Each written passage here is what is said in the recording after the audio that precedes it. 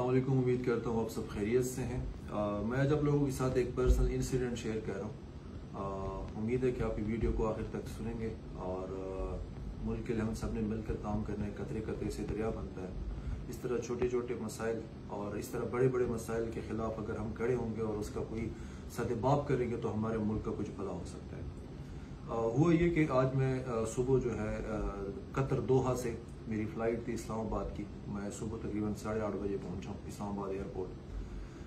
मैंने Qatar airport पे, आपको पता है मुख्तलिफ एयरपोर्ट्स के ऊपर ना ड्यूटी फ्री आइटम्स पड़े होते हैं, दुकानें होती हैं, तो लोग वहाँ से परचेजिंग करते हैं। मैंने एक PlayStation 5 ख़रीदा वहाँ पे और लेके आया हूँ पाकिस्तान। कुछ और भी छोटी मोटी चीज़ें थी। इस्लामाबाद एयरपोर्ट पे बाकी सारा जो है वो फॉर्मेलिटीज़ वगैरह जब कंप्लीट की, जब आप एयरपोर्ट से उन जो मेन पासपोर्ट कंट्रोल से बाहर निकलते हैं तो आपको पता है कस्टम वाले खड़े होते हैं, एंटी नारकोटिक्स वाले खड़े होते हैं, इस तरह हर इदारे के मुख्तलिफ रेप्स खड़े होते हैं ताकि वो अपने अपने फ़राइज़ जो है ना वो अदा कर सके। अभी मेरी ट्रॉली के ऊपर PlayStation 5 बिल्कुल चूंकि सामने ऊपर पड़ा हुआ था तो मुझे पता भी नहीं था कि इसका यहाँ पे कोई टैक्स होता है। खैर कस्टम वाला एक सिपाही था, उन्होंने मुझे रोका और मुझे कहता है ये क्या क्या सामान है। मैंने उसको बता दिया कि ये कुछ पर्सीज हैं, मैंने सिस्टर्स के लिए खरीदे हैं, ये जो है PlayStation 5 है, चीज़ें मैंने उसको बता दी। हाथ में लैपटॉप था, बाकी सामान तो आपको पता है बड़ा बैग था तो वो तो ऑलरेडी पड़ा हुआ था।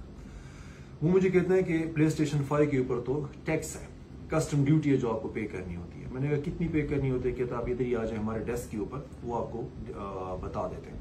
मैं उनकी डेस्क पे गया हूँ, वहां पे सिपाही जीशान था कस्टम का।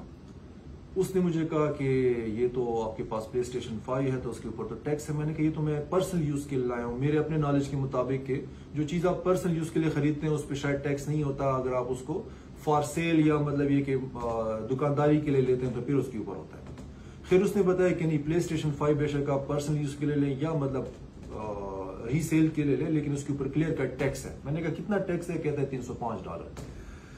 $305 मैंने कितने बनते हैं? साथ में मनी एक्सचेंज वाले थे, उधर हम दोनों गए। और ये सारे इवेंट वाइज बताने का मकसद ये है बिकॉज ये जो लास्ट पे मैं जो मेन आपको चीज बताने लगा हूं उस साइड तक आपने पहुंचना है और उससे पहले ये इवेंट समझना लाजमी है। एक्सचेंज वाले के पास गए, बिल्कुल ना कस्टम के टेबल के साथ मनी एक्सचेंज वाले थे। उनसे आज का रेट पूछा है कि डॉलर का रेट क्या है, उन्होंने बताया शायद 228 रुपए। 228 को हमने 305 से मल्टीप्लाई किया तो बन रहे थे 69,540 रुपीज। ठीक है, तो मैंने उसको बताया, मैंने कहा जीशान मतलब इतना बड़ा टैक्स अगर मैंने PlayStation 5 पे देना है तो ये तो मतलब पाकिस्तान में जो इसका यहाँ पे रेट है उससे भी महंगा हो गया। कहता है बस ये टैक्स है तो ये तो आपको पे करना होता है और ये आप लायबल होते हैं। तो खैर मैंने उसको बताया कि यार ये मतलब फाइनल होता है या मतलब कोई इस तरह की रूल्स कोई चीज होती है कि बिकॉज ये चीज मैं अपने लिए खरीद रहा हूँ, मैंने कोई रीसेल नहीं करना, किसी को नहीं देना, ठीक है, किसी को बेचना नहीं है। अच्छा, उसने मुझे कहा कि हम आपको ना 25% लेस कर देंगे। ठीक है, ये मतलब हम लीगल एक एंटिटी में बात कर रहे हैं कि 25% तक हमारे पास अथॉरिटी है या उसको हम कर सकते हैं बिकॉज आप उसको पर्सनल कैपेसिटी में यूज करना चाहते हैं तो बाकी आपको पे करना होगा बिकॉज हमारा भी ऑडिट होता है, इससे ज्यादा गुंजाइश नहीं होती। मैंने कहा मोस्ट वेलकम, एक चीज है टैक्स देना है तो टैक्स कस्टम ड्यूटी देनी है। ठीक है, 25,000 हमने 25% लेस किया तो रिमेनिंग अमाउंट बन रही थी 52,157 रुपीज। ठीक है, अच्छा वो मैंने उनसे पूछा कि ये तो देनी पड़ेगी। ठीक है, डन, बिल्कुल दें। उनने जो है ना उनके पास वो जो कापी शापी होती है ना जिसपे आपको वो चालान भर के देते हैं या मतलब जो कस्टम ड्यूटी आप पे कर रहे होते हैं वो दे। मतलब मैंने यहाँ तक भी पूछा कि हम पाकिस्तानी रुपीज में भी पे कर सकते हैं ना, बिकॉज अभी जहरी बात है डॉलर्स में है नहीं, पाकिस्तानी रुपीज है। ये भी पूछा ATM पास है? कहता है। मैंने पर्स निकाला, मैंने कहा चलिए 52-55 हजार समथिंग बन रहे, ये मेरे पास कैश भी शायद अवेलेबल है तो इधर ही हो जाएगा। ओके, अच्छा यहाँ पे उनके एक सीनियर भी थे, कोई सुपरिटेंडेंट साहब थे, हवलदार इमाम जनाब, शक्ल सी इंतहाई लानती लग रहे थे। ठीक है, वो जनाब आए, वो कन्वर्सेशंस भी सुन रहे थे सारी।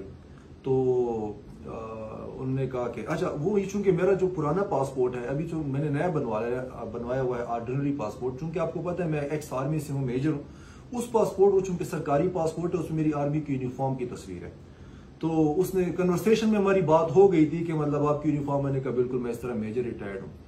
हवलदार इमाम साहब मुझे बोलते हैं कि मेजर साहब आप तो रिटायर हो गए, पेंशन शेंशन में और सैलरी तो जारी बात आपको जो मिलती होगी या मिल गई होगी वो तो आपने खत्म की होगी। मैंने कहा ऐसी बात है, मतलब आपको पता है अर्ली रिटायरमेंट है, पहले तो कुछ मिला ही नहीं है, जो थोड़ा बहुत मिला है वो सारी बात है 2 साल पहले की रिटायरमेंट है तो क्या उसमें। कहता है सर आप ऐसे करें, आप इधर मेरे ऑफिस में आ जाए।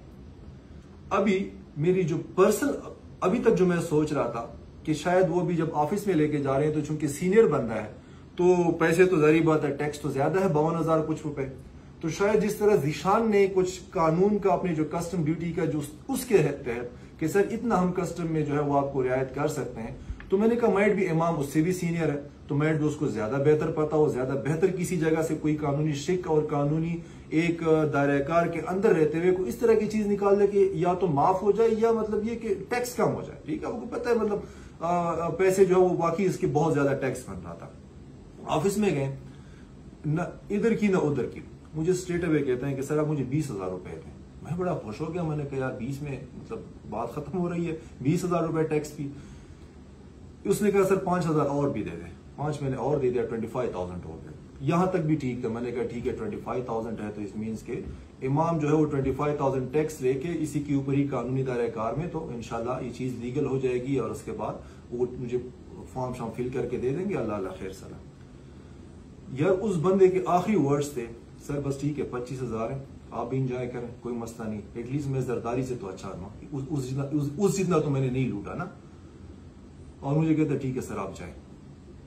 इस लम्हे मुझे अंदाजा हुआ कि यार वो बेशर्म इंसान रिश्वत ले रहा था, वो रिश्वत ले गया 25,000 रुपीज। ठीक है, उस वक्त तक मैं सोच रहा था कि इस चीज के मुझे कोई रिसीप्ट देगा कि चले सर 25,000 टैक्स बन रहा है या कस्टम ड्यूटी बन रही है, आपकी ये रीजन या उस रीजन या पर्सनल इस्तेमाल की चीज है तो हम आपको 25,000 में डन कर देते हैं और आप टैक्स दें और निकल जाएं।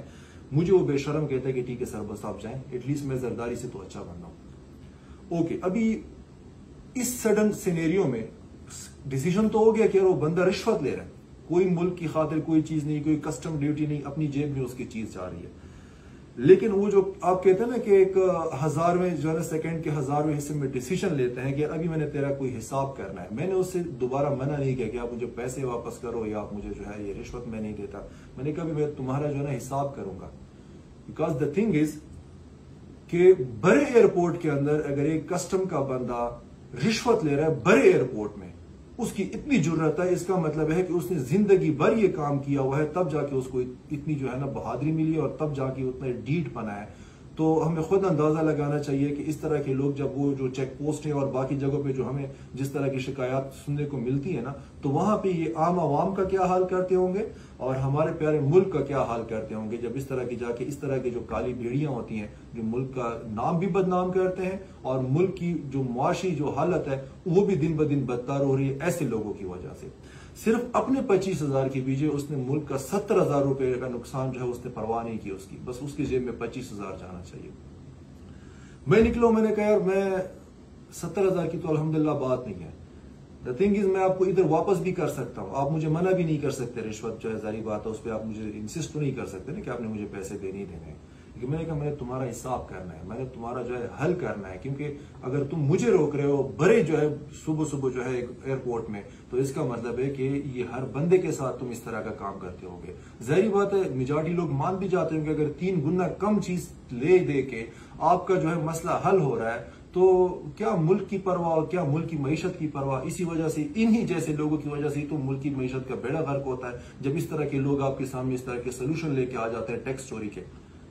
दाएं बाएं देखे मैंने इतना इंश्योर किया कि अल्हम्दुलिल्लाह कैमरे लगे हुए हैं, इतना मुझे कंफर्म था कि मेरा जो प्ले स्टेशन 5 है वो स्टार्ट से बिल्कुल मेरी ट्राली के ऊपर पड़ा हुआ है और इसका मतलब है कि वो तमाम कैमरा उसको देख के आ रहा है। वो जिस बंदे ने मुझे रोका है, इसके बाद जो जीशान के साथ मेरी कन्वर्सेशन हुई है, इसके बाद इमाम के साथ जो कन्वर्सेशन हुई है, जो हमने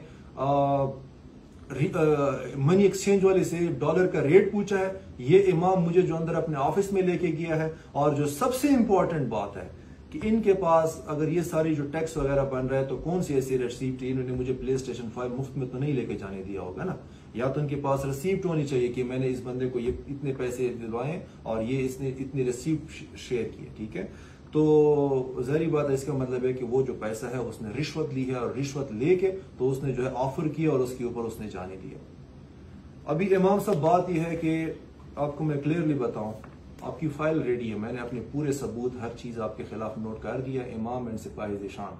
ठीक है, कल सुबह इंशाल्लाह आपकी एंटी करप्शन कोर्ट में ये डॉक्यूमेंट्स जाएंगे पूरी की पूरी तफसील के साथ। अभी जो दूसरी एक इंपॉर्टेंट चीज मैं आपको बताऊं कि इंशाल्लाह हो सकता है केस आपका लंबा हो जाए, लेकिन इतना मैं आपको इंश्योर करवाता हूँ कि जब तक आपका ये केस डिसाइड नहीं होता, ये मुझे कंफर्म है कि आप दोनों की नींदें जरूर हराम होंगी। इतना मैंने स्ट्रांग केस आपके खिलाफ तैयार किया है। और तीसरी जो चीज है वो मैं न्यू इस्लामाबाद एयरपोर्ट की सिक्योरिटी को डायरेक्ट मैसेज देना चाहता हूँ कि आपके कैमरों में स्टार्ट से लेकर एंड तक कंप्लीट चीजों की रिकॉर्डिंग हो रही होती है, और हर चीज आई एम श्योर कि आपके पास आई भी है, वहां पे इंतहाई स्ट्रांग कैमरे लगे हुए हैं। इस चीज को काउंटर करने के लिए कि जब मैं ये चीज लेके जाऊंगा तो माइट भी आप कैमरों की जो रिकॉर्डिंग है उसके साथ खिलवाड़ करें, because end of the day सारे एक ही सिस्टम में एक साथ काम कर रहे हो, ठीक है, और वो रिकॉर्डिंग आप छुपा लो। तो मैंने उस चीज को काउंटर करने के लिए अपने पास एक्स्ट्रा जो है वो सबूत रखे हुए हैं, और मैं नहीं चाहता कि अगर सिक्योरिटी का जो है अमला इस तरह का कोई भी जो है वो गेम खेलेगी, यकीन करें टॉप टू बॉटम जितनी भी इस कैमरे की जो है रिकॉर्डिंग में या उसकी रिकॉर्डिंग चोरी करने में या उसकी रिकॉर्डिंग जाया करने में इन्वॉल्व हुए, यकीन करें वो मेरे पास कंक्रीट सबूत है, आप लोग स्ट्रेट अवे जो है ना वो उसका शिकार होंगे। ये मेरा आपसे भी वादा है। हम कुछ भी नहीं कर सकते, लेकिन जितना मुल्क के लिए कर सकते हैं वो जरूर करेंगे, और मुल्क के लिए करने के लिए कुछ भी करना पड़ा, इस तरह के जो भेड़िए होते हैं, इस तरह के जो दरिंदे होते हैं, इस तरह के जो कालक होती है, मैं अभी बाहर के मुल्क से आया हूं, यकीन करें कि पाकिस्तानी का और पाकिस्तानी पासपोर्ट के साथ एक अलहदा किस्म की जो है वो लोगों की डीलिंग होती है आपकी पासपोर्ट कंट्रोल में इंटरनेशनली, और बड़े अफसोस के साथ कहना पड़ता है कि हम पासपोर्ट हमारा जो है पूरे वर्ल्ड में चौथा जो है वो मतलब सबसे जो एक वर्स्ट तरीन, सबसे जो है वो कम तरीन सतह पे जो पासपोर्ट है दुनिया में चौथे नंबर पे है। हम सिर्फ और सिर्फ दुनिया में अफगानिस्तान से, इराक से और शाम, इन 3 मुल्कों से हमारा पासपोर्ट स्ट्रांग है। बाकी पूरी दुनिया के जो ममालिक है वो पासपोर्ट की पावर के हिसाब से हमसे आगे हैं। वो क्यों? वो इस हवलदार इमाम और सिपाही ज़ीशान जैसे दरिंदों की वजह से, इन जैसे काले बेड़ियों की वजह से, जो अपनी जो है वो एक जेब भरने के लिए, अपनी जो है वो एक पेट भरने के लिए जो जहन्नम है उनका, तो मुल्क का जो है वो जरा भी नहीं सोचते। एयरपोर्ट पे जब आप किसी भी दूसरे कंट्री में जाते हैं तो आपको एक शिफाफियत मिलती है और आपको एक वेलकम किया जाता है और आप खुश हो जाते हैं वहां पे जाके। आप पाकिस्तान में आते हो तो आपको इस जैसे दरिंदे वेलकम कर लेते हैं। तो इस जैसे दरिंदे जब आपको पहली स्टेज पे ही वेलकम करें, उस मुल्क के बारे में आपकी क्या, आप तो यही कहेंगे ना ये पूरा मुल्क इस तरह का है, पाकिस्तान के सारे अवाम इस तरह के हैं। आप सब पूरी अवाम के ऊपर जो है एक लाइन लगा देते हो कि ये सारे करप्ट हैं, ये सारे 2 नंबर हैं, सारे चोर हैं, सारे डाकू हैं, सारे जो है बेगैरत किस्म के इंसान हैं, बिकॉज आपको इस तरह के लोग स्टार्ट पे मिल जाते हैं। तो मैं आपसे वादा करता हूं, ये आप दोनों मेरी कान खोल कर सुन लो, और मैं आपसे ये भी वादा करता हूं कि अगर इंक्लूडिंग इसके जो दूसरे 60 पे लोग होंगे जो अगर इस सबूत को छुपाना चाहेंगे, बिलीव मी मैं आपके आखिर तक ये चीज लेके जाऊंगा, और मैं इंश्योर करूंगा कि एटलीस्ट आप पूरी हर चीज को एक दिन में तो चेंज नहीं कर सकते, लेकिन जो गंदी चीज सामने आती जाएगी उसके खिलाफ लड़ना हमारे ऊपर फर्ज है, और ये फर्ज हम अपने मुल्क के लिए अदा करते रहेंगे। मैं इंशाल्लाह अपने मुल्क के लिए अदा करता रहूंगा। अस्सलाम वालेकुम।